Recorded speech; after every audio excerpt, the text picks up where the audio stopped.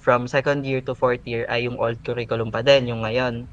Tapos, regarding naman sa new curriculum, nag-try akong humingi ng soft copy para sana mabasa ko din or isabay ko ng i-explain dito. Kaso, hindi pa daw siya signed, so hindi pa siya puwedeng ibaba sa body. So, siguro ano, Angela, before finals week ng summer, lumapit ka na kay Ma'am Tina or kahit after finals week na, ta's i-ask mo if puwede ka ng makahingi ng soft copy ng new curriculum para din maaral mo kung ano yung mga mabibigat na subject, kung ano yung mga dapat ba nating i-monitor na kunwari bumagsak 'to akala natin ano lang, isa lang yung mamo-move niya, yung pala magdo-domino hanggang PD, which is yun yung mga major subject natin, mga gano'n 'no. Tapos, ah, isa pang dapat i-note niyo, every sem nagbabago ang rules. Minsan luluwag bigla, minsan biglang hihigpit sa ganito, ganyan. Tas huwag kayong magbe-base sa mga past years na, "Bakit po gan'to, nakapag-petition sila, ba't gan'to, nakapag-advance?" Lagi pong nagbabago ang rules since merong memo ang dean o kaya naman hindi tayo pinapayagan ng department chair which is kay Ma'am Rona. So yun, laging gano'n naman yun, magpapaalam kay Ma'am Tina, if hindi siya makapag-decide, iaakyat niya yan sa department chair, 'pag hindi pinayagan, wala tayong magagawa. May cases na baka naman puwedeng ipakiusap ulit, minsan pinapayagan pero may time talaga na hindi talaga. Ano pa ba? Isa pa, sa petition, ang rule kasi ngayon ng petition, hindi na siya gano'n kadali katulad ng dati. Dapat ay hindi lalagpas ng one section, depende na lang kung madaming prof na maghahawak. Kaya po guys, laging 50-50 ang petition natin, kasi yan ay nakadepende sa kung may maghahawak bang prof, kung kaya ba yung section, tsaka yung dami kasi mamaya baka pa 5 lang, so hindi siya kaya. 'Pag gano'n naman nakokonti, eh, di puwede kayong magtanong sa other program na ka-department natin. So, puwede kayong mag-merge tapos isang petition 'yun, parang gano'n. Puwede 'yun para maka-isang section, may mga gano'ng cases. Tapos, merong mga subject tayo na parang puwedeng i-correct, i-pre-rec, mga gano'n. Yung pre-rec at correct magkasabay, parang gano'n. Kaso laging depende yon. So, ang rules talaga ng, enrollment ay laging nakadepende sa program chair at department chair, tsaka sa dean, gano'n. So, parang lagi tayong hindi sure, walang sure na papayagan 'to or ganito, ganyan. So, 'yun. So, ang magagawa lang natin ay laging mag-ready ng POS or mag-ready ng version ng POS. May version 1, 2, 3, mga gano'n. Para 'pag pina-check, dire-diretso lang, gano'n. Tapos, ano pa ba? If ever na ano, na medyo madami na yung cases ta's parang hindi na din kayo gano'n ka-sure sa mga ginalaw niyo, puwede ng puwede naman kayong magpa-consult sa adviser. So, alam naman na 'to, for sure alam niyo naman na 'to, dapat meron tayong consultation form, i-chat niyo muna si adviser kung kailan siya free, ta's mag-ready na ng consultation form, then mag-print ng POS, parang gano'n, ta's ipapa-check niyo. Basta laging gano'n, puwede kayong magpa-check sa adviser or kay Ma'am Tina if tama yung pagkaka-adjust ng POS para hindi tayo magkaproblema.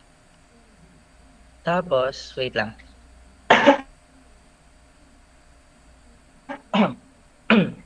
Tapos, ang files ng first year, yung incoming second year at saka incoming third year ay nasa akin. So, bibigyan na lang kita ng access, Angela, since yun naman ay compiled na sa akin. So, ang base sa tanong ko kay Sir Coco, ang petitions natin na possible na idaan this summer ay sa first year, Integ, sa second year, EDA, tapos sa third year ay SEPA.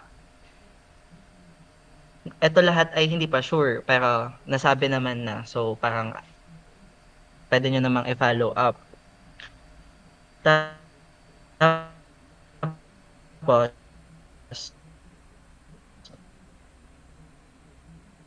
ang nire-refer ng parents na parang Siguro try ko na lang hanapin yung copy nung sa batch namin para send ko na lang sa inyo. Basta yun ay waiver, tapos, ID ng parents na may 3 na pirma, tapos ano pa ba? Wait lang, ishe-share screen ko. Yun yung puwede niyo ipa-ready ngayon. Waiver tsaka ID ng parents na may 3 na pirma, tsaka yung revised na lang na POS. Tapos, wait, ito na lang i-share ko.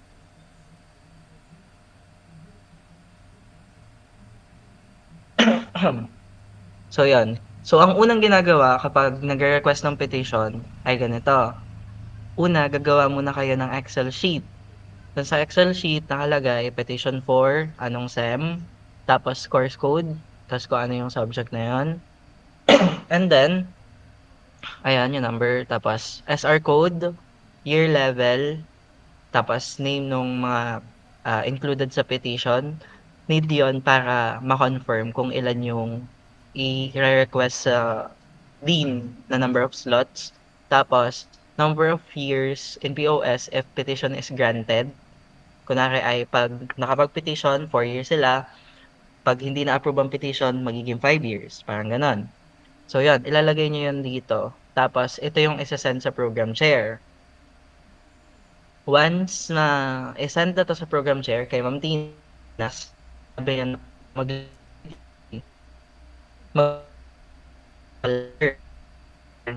for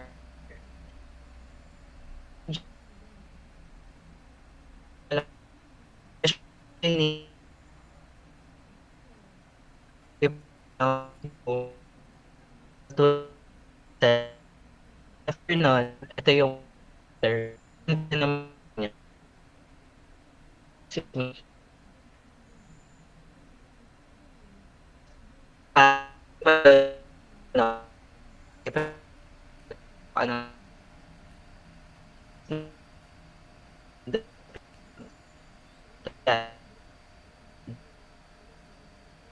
yung mga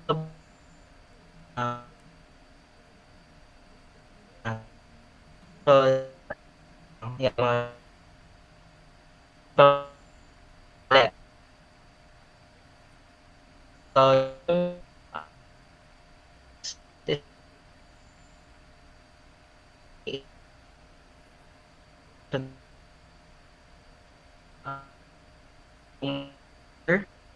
yung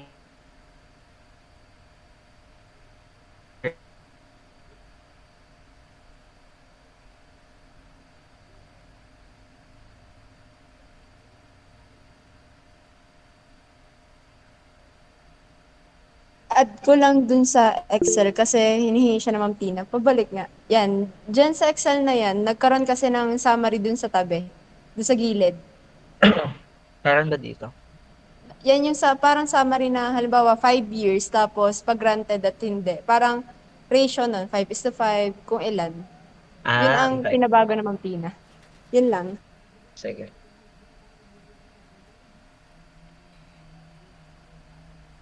Ayun, malinaw naman yan, Angela, sa part na yun. Medyo, pero pwede na namang anuhin mamaya. Like, tatanong ko na lang sa inyo kung tama yung pagkakaintindi ko. Later na Ay, lang. okay. Go.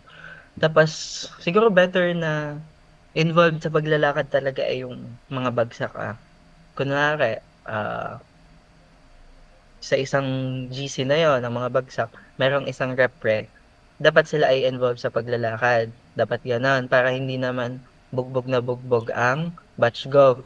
Kasi last year, gano'n naman din talaga. Like sila silang edit ng POS, sila na nag-edit ng POS, sila yung nagpapa-schedule. Halos lahat sila talaga naglalakad kasi sino yung bagsak. So, ginawa ko lang yung this year na merong ano, nag-aasikaso talaga para lang mabilis since medyo madami yung petition nun and parang first timer nung iba ma-ereg. So, para dire-diretso lang tayo tsaka mapa-approve agad. Tapos, ayun, since na-discuss ko naman na yun sa petition, ayun, excuse me, sorry. Sa first year, ito yung folder nila, yung incoming second year. huwag niyo na lang pansinin 'tong mga not approved. Tapos ang gagamitin niyo lang dito ay itong for petition files. So, isa pa lang naman ang case ng first year. So, originally, yung tunay, ang standing na ng first year na i-reg ay hanggang 5.5 years, ay 4.5 years. Nilagyan ko na lang din ng comment para alam nyo. So, ang nangyari kasi sa kanila guys, na-move yung Integ or DEFCAL. So, nag-domino siya sa DE, which is aligned din dun sa mabibigat nating subject, sa major subject. So, yon. Pero since makakapag-petition naman sila ng Integ this summer, sana payagan. So, kayang ma-push na hanggang 4.5 lang. Tapos may mga comment ako dito, nakalagay dyan na slot request sa check. Pwede naman yon na sa check tayo sasali. Since iyan naman yan ay OJT lang tsaka techno. Pwede yon yung mga ganun, sa dulo nila, no? Matagal pa naman yon pero sabihin ko na lang din para aware kayo. Pwede naman yon kapag meron talaga kayong need na subject, tapos parang kaya namang isingit ng first sem, may slot pa, maluwag pa, tapos nakita nyo na offer pala sa check, pwede naman yon i-request if may slot ang check para sa FE. Ganon. So, at your own risk na din since alam naman natin na parang medyo iba yung topic ng check sa FE. Though similar lang, kumbaga nag-iiba-iba lang sa difficulty at saka sa dagdag na lessons, I guess. Parang ganon. Pero pwede yon as long as same ng course code or title. Parang ganon. And then, yan. Ito lang naman yung case ng incoming second year. Tapos, ang gagamitin nyo sa petition ay itong isa.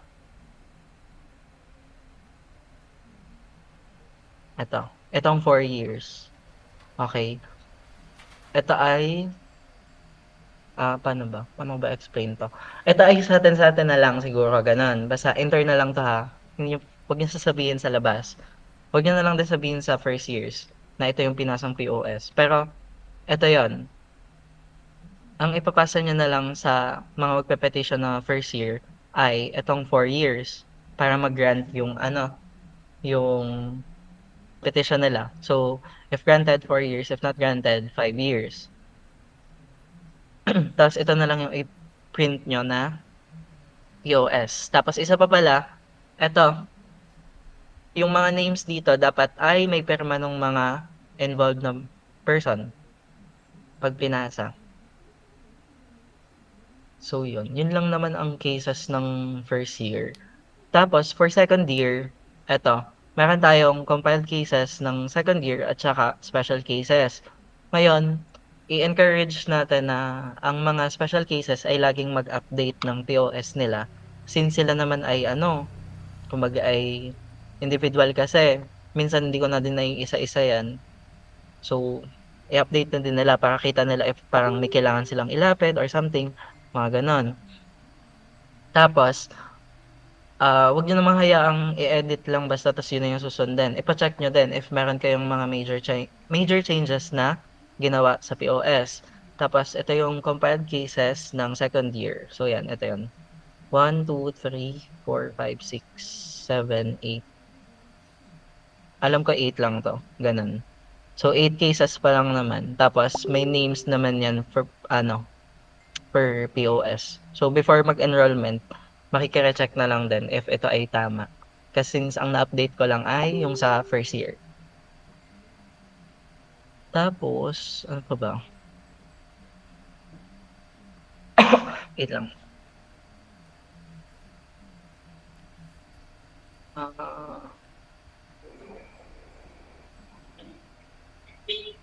Yan. Ito yung copy ng regular na FE.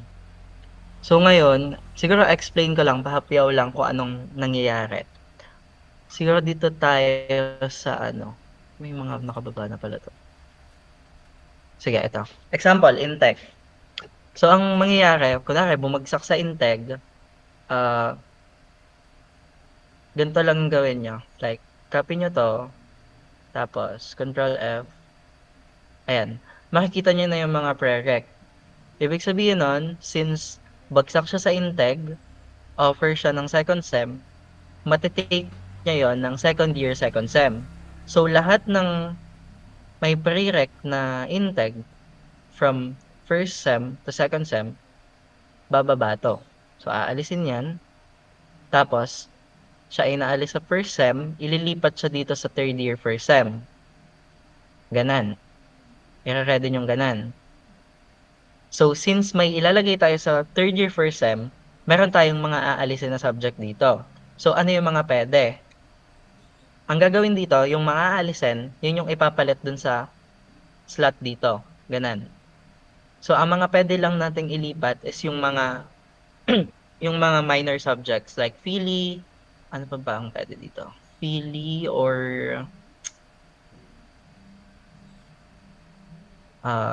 siguro Matsay, ganon. NCMEC, depende. Last time medyo nag-aalanganin sila na payagan yung NCMEC eh. Pero pwede siguro Matsay, ganon. Tapos, sige mamaya yan. Tapos, ganon, di a-adjust yun. Kunwari, aakyat ko to.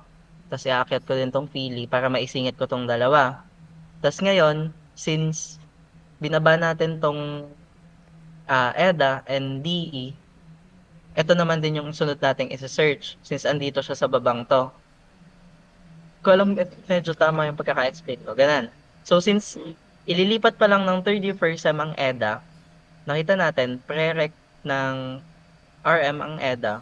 So, ibababa tong RM. Hindi siya makakapag-RM kasi nga ngayon pa lang siya mag-EDA. Parang ganun. Yun yung sinasabi natin na domino. Bumagsak lang siya sa Integ, nag-domino na siya na hindi hindi makakapag-EDA, hindi makakapag-DE. Since hindi nakapag-EDA at DE, hindi makakapag-RM. At since na-move ang RM, mamumove din yung project 1. Magiging 5th year yan. Kasi dapat, ang RM natin, RM ngayong taon, next year yung project 1. So kapag next year ka pa mag-RM, i-move din yung project 1. Since yun yung final defense. 2 years yung running ng ating RMN, na ating thesis. Tapos, ano pa ba? Parang mga major dito. Usually, pang nagagalaw na iba is ito, org chem. Wala naman siyang prereq, pero kakain kasi siya ng units. So, yun. That i-take note din yung mga ganon. Tapos, ano pa? Ito, kung mapapansin nyo, itong UOPS 2, Heat and Mass, walang nakalagay na prereq. Pero, hindi ka pwedeng mag-take ng UOPS 2 nang hindi pa pasado sa fluids. Ito yung mga sinasabi ko na hindi naka-indicate sa POS natin, pero bawal siyang i-take. Parang nasa rules na ng department talaga na ganon. Kaya dapat ay magpa-check talaga since hindi nga pulido yung pagkakagawa ng POS na ginagamit natin. And pwede naman ding magtanong sa yung mga past officers or seniors if hindi sure, okay? Or directly kay Ma'am Tina na din, ganun. Tas yan. Ito yung mabibigat dyan fluids. Pag nagalaw ang fluids, ibababa ang heat and mass, ibababa ang SEPA, at since hindi ka nakapag-QOPS 1 to 3, mamumove din ang plant design. Kasi dapat nakapag QOPS 1 to 3 ka bago mag-plant design. Tas kung mapapansin nyo, wala din siya sa prereq, pero rule siya ng department na matapos mo muna ang UOPS bago makapag-PD, mga ganon. May cases na pinapayagan, pero laging depende sa nakaupong prog chair, dep chair, at saka sa severity ng POS. Kasi kung kunwari, magaan naman na yung loading, hindi na ganon kapuno, may cases na pinapayagan na sabay i-take ang UOPS at saka PD. Pero laging depende yon guys. Laging depende. Kaya wala tayong sure sa pag-move ng POS. Kasi katulad last time, in terms naman to sa pag-a-advance, may pina-advance na end waste. Kasi inilagay ko siya na pwedeng i-advance since based sa experience ng batch ko, nakapag-advance sila. Pero nung pina-check ko kay ma'am, hindi na daw pala pwede since parang kinoconsider na din siya as major subject. and hindi payag si Ma'am Rona na i-advance yun, so wala tayong choice, ibababa talaga natin yon, mga gano'n. Kaya laging kailangan magpa-consult since nagbabago-bago yung rules, nagbabago-bago sila ng decision kung ano yung puwedeng i-adjust, kung ano yung puwedeng i-retake, i-advance, mga gano'n. Tapos ano pa bang magulo dito? Isa pang mabigat ay asan ba yun? Food chem.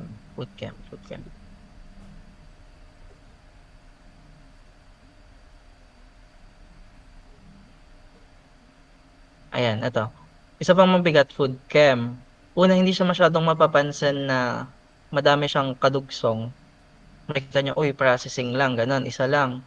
Pero kasi, 'pag binagsak natin yung food chem, tapos since bagsak tayo ng food chem, second sem pa siya mate-take, hindi tayo puwede mag-take ng processing 1 at matik processing 2. May processing 2 dito dapat, wait. Eto, food processing 2, hindi din yan mate-take, ta's hindi din 'to mate-take na tech anal. Ang processing ay connected sa PD. So, mamu-move din yung PD natin, isang buong year yon since PD1, PD2, mga gano'n. Laging domino siya kaya parang i-check ng ayos yung mga imo-move na subject kapag nag-a-adjust ng POS. Tapos hindi ko alam kung paano ko pa siya ma-e-explain ng mas malinaw since kahit ako nun ay medyo naguluhan din. Ang pinag-praktisan ko lang ay sa cases ng batch namin nun. So yun. Though medyo mabilis ko din pala siya na na-grasp agad since nadaanan ko na halos yung mga subject at fourth year na.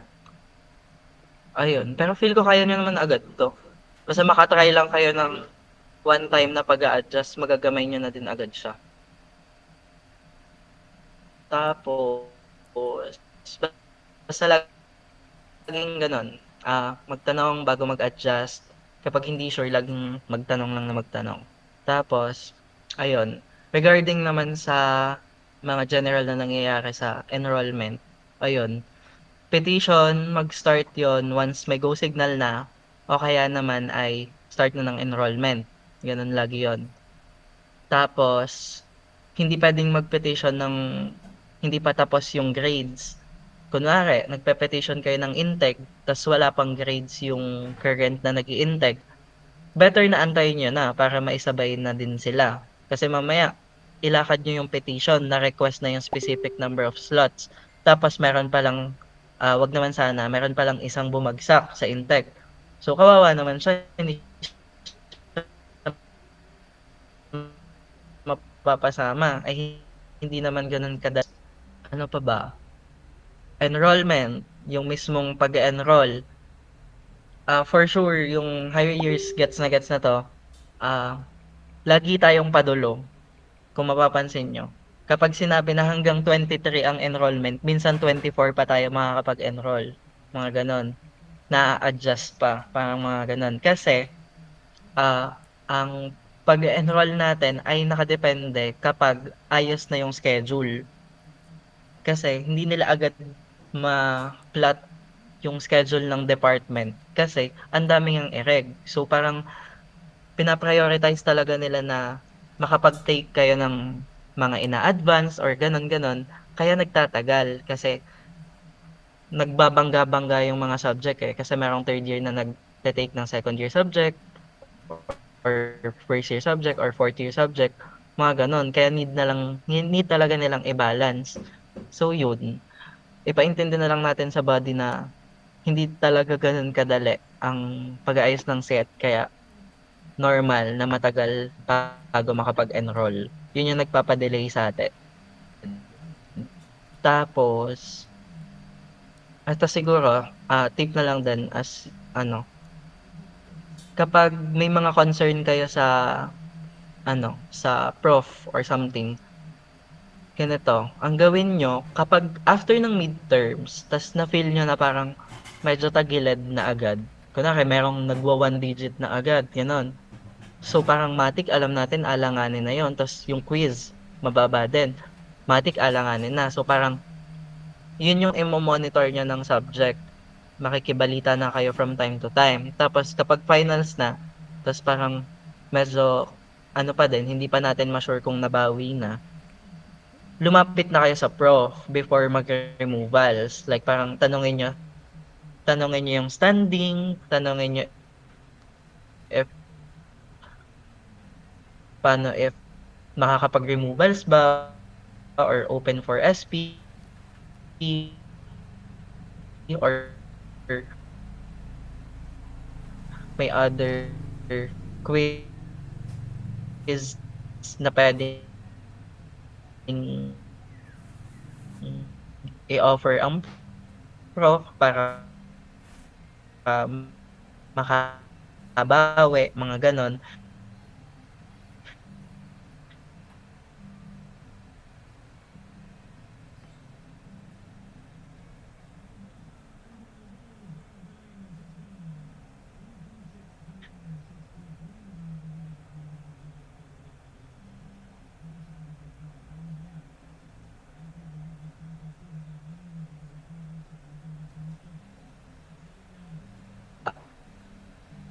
Dahan-dahan tayo sa pagcha-chat kasi minsan ay medyo off yung chat natin, gano'n. Lalong nagiging complicated yung bagay, eh, tayo ang nalapit kumbaga. Though may time na feel natin unfair or something, wala tayong magagawa since sila talaga yung may hawak ng grade, sila yung nagpa-process. So, parang be respectful na lang hangga't kaya. Eh, sure na ano, maayos ang communication sa prof para maiwasan yung mga gano'ng problem. Tsaka kasi katulad ng mga pine-petition, lumalapit lang din ang program chair if puwede nilang hawakan yung mga pine-petition natin. So, at some point, baka sila din yung kailangan natin para makapag-petition, mga gano'n. So, dapat lagi nating i-maintain yung maayos na relationship sa prof. Tapos, regarding naman sa kunwari, case naman na bagsak na, parang gano'n. Yun, siguro dun pa lang puwede na mag-isa-isa na kayo lalapit since yun naman ay personal concern na. Parang mga gano'n. Mas better nga yan na 'pag ikaw mismo yung bagsak, ikaw na mismo yung lalapit. Pero yung case ng mga nag-aalanganin, before removals, lumapit na kayo, mag-ask na kayo politely kung ano yung mga puwedeng gawin, et cetera, mga gano'n. Tapos ano pa ba? Ano ba nakalimutan ko? Hmm, ayun lang naman for me. Feel ko naman ay kaya na since organized naman na ngayon. Tsaka mostly naman sa inyo ay aware na kung paano gumagalaw ang POS and enrollment and such. Basta laging, ayun, makiramdam kayo sa prof and then i-explain ng ayos sa body kung bakit nade-delay ang something-something at wala tayong magagawa dun at mga faculty lang din ang nagpa-plot ng schedule natin. Eh, 2 or 3 lang yung faculty nag-aayos, eh, buong department yon. So, imagine kung gaano kahirap yun. So, lagi natin explain sa batch para hindi sila para nage-gets nila, hindi tayo lalong nai-stress. Tapos, ayun, since term niyo na ang itong summer, ay iiwan ko na sa inyo ang paglalakad ng petition. So, Angela, pa-add na lang ako kay Ma'am Tina if di mo siya friend sa Facebook. Tapos, ganun din sa mga incoming batch govs. I suggest na i-add niyo na din si Ma'am Tina para mas mabilis yung communication. Tapos magpakilala na lang agad kayo na parang from FE, batch gov ng gatong year, ito po ang nilapit kong concern, ganun ganon. Since need nyo yan, dahil kung mapapansin nyo, meron tayong inaayos lagi na conflict na sked. So para mabilis yung pag-chat kay ma'am. If kaya niya na personal pumunta, edi okay lang din naman, better din. Parang mga ganun. Tapos, if may questions naman kayo sa akin, ay okay lang din namang i-chat at ako na may andito pa din. Ayan. Tapos, ayun, I think okay naman na. I think nasabi ko naman yung mga dapat nyong i-note. Ayun, for 4th year, ago, i-keep nyo na siguro yan. At super dami nga din. So, para hindi na din mahalo-halo. Pa-make sure na lang ako na may copy yung bawat person ng mismong POS nila and updated na. Since padulo na eh, para hindi na magkaroon ng additional problems.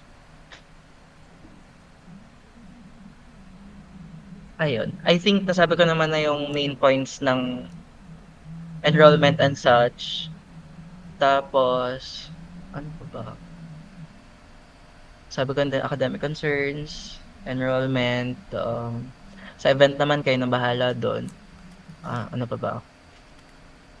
Ayun lang. I think okay na. Meron ba kayong questions? Ano yan? Kuya, meron na po bang kayong naririnig kung kailan po yung enrollment? Enrollment, I think ang enrollment ay first week ng June. For summer class ba? Opo. Oo. Ang alam ko ay first week ng June. Kasi ang alam ko ay second week ng June pasukan na. So, Bali kuya depende. po, yung sa incoming fourth year po, bali yung mga magsesepa po, is na-meeting ko na po kahapon, bali 19 po kami. Eh hindi pa lang po kami sure kasi wala pa rin pong paramdam ang Sir Dowie sa aming kung anong aming lagay sa Hematra. So yun po. Bali, pinagre-ready ko na po sila ng pang-petition. Bali, mapapasa na po sa akin sila ng version 1 and 2 ng POS sa Friday, pati po yung mga kailangan para sa petition, para ready na po kami pa nag-enrollment na po. Oo, sige ganun. Yung POS ay kunwari magkaka-same lang naman ng version, isang print na lang yon tapos list of names na lang sa baba with signature ng mga student. Ayun, okay naman kung nakapag-prepare na agad kayo ng requirements para smooth na nga din. May waiver na din sila tsaka ID ng parents. Yes po. Ayun, sige. Pa-send na lang ako dun sa GC natin nung waiver na ginamit niyo para uniform tayo from all year levels, no?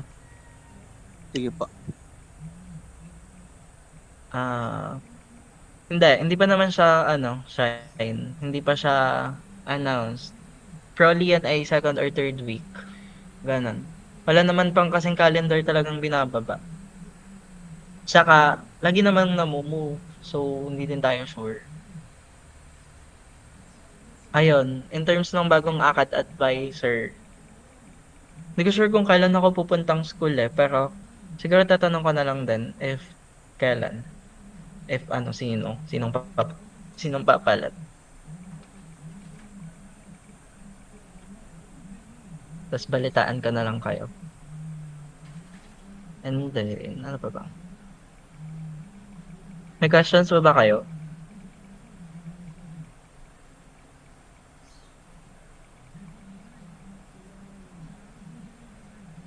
Ayun. Raise hand na lang if wala na para ma-end na natin ito.